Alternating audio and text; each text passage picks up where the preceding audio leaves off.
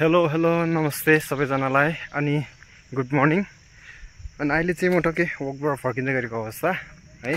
अनि अहिले फिलहाल भन्नुपर्दा चाहिँ म हाम्रो यो पुकुस डाँडा हुन्छ होला पुकुस डाँडामा आइपुगिसकेको छु। अनि आजको भिडियो चाहिँ के भन्दा चाहिँ सिर्फ जस्ट नर्मल तपाईँलाई जस्ट भ्यू देखाउनुको मात्रै। एन्ड ट्रस्ट मी यहाँबाट देख्ने भ्यू चाहिँ तर एभ्री टाइम तपाईँ जुन चाहिँ पनि सिजनमा आउनुहोस्, विन्टरमा आउनुहोस्, समरमा आउनुहोस् होइन, अटममा आउनुहोस्, जहिले यहाँबाट यस्तो मजाको भ्यू देख्छ कि।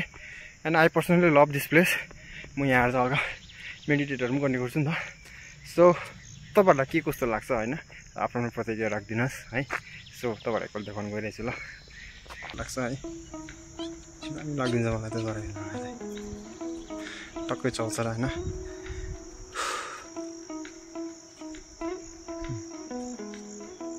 तपाईँ अब यताबाट रिटर्न हुँदा पनि त्यतिकै दामी देख्छ, यहाँबाट आउँदा पनि दामी देख्छ नि अब।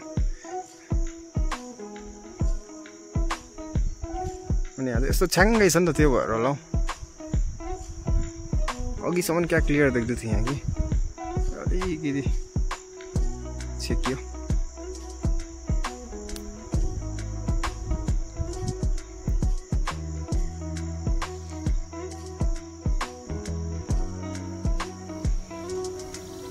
दामी छ नि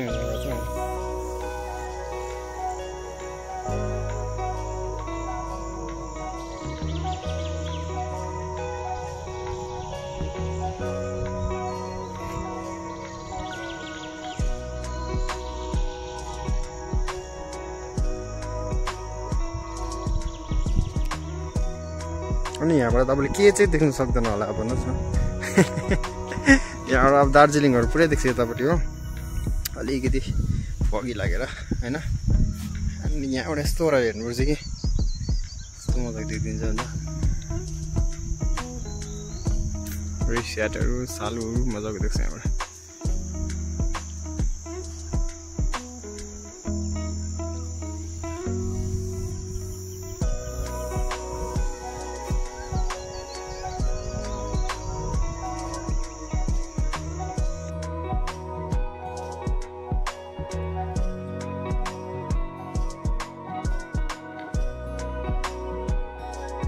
सो यहाँबाट हेर्नुहोस् न तपाईँहरू।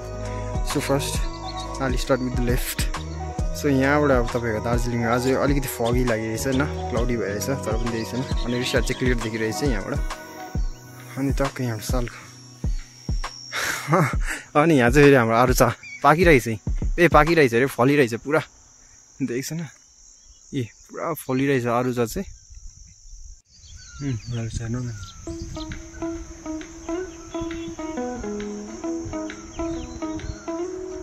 अनि यहाँ पह्यो विन्टरमा यस्तो दामी फुल्छ यो, यस्तो दामी फुल्छ। त्यसको पनि मेरोमा डल्लै क्लिपहरू छ।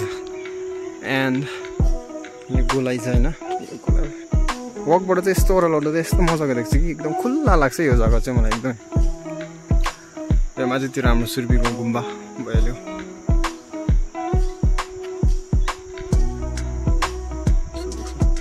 यहाँ ताजहरू पनि कस्तो दामी देख्छ यहाँबाट।